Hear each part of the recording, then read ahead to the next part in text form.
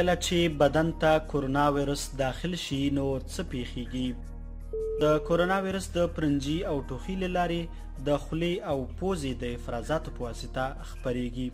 وروسته دغه وایرس په شاوخوا کې پر شیانو باندې وي. د لاس په واسطه دغه وایرس راخیستل کیږي. نو کچېرې دې په لاس باندې خوله، سترګې او یا پوزه لمس کړل نو دغه وایرس بدن ته انتقالیږي. همدارنګه دغه وایرس د جوړ په خیر پر وخت د لاس ورکولو له لارې هم انتقالیږي. کله چې بدن په کورونا وایرس ککړ شي نو څه ورپېښیږي؟ د کورونا وایرس د حنجرې له لارې داخلیږي او په تنفسي سیستم کې ځای نیسي. زیاتره وختونه د کورونا علایم او نښې متوسطه وي او زر ختمیږي. کیدای شي چې وچ ټوخی او یا د حلق التهاب هم پیدا شي.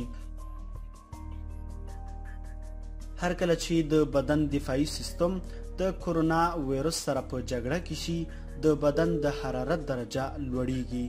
د دې لپاره چې بدن هڅه کوي د کورونا وایرس پر ضد یو فعال ماحول رامنځته کړي. زیاتره وختونه کورونا وایرس کولی شي چې په پښتورګو باندې برید وکړي او په پښتورګو کې د سخت درد او سوځېدو سبب وګرځي. کورونا وایرس بدن ته د داخلېدو سره سم په پښتورګو کې دوه ډوله حجرې تر برید لاندې نیسي. کورونا وایرس دغه حجرې تر برید لاندې نیسي.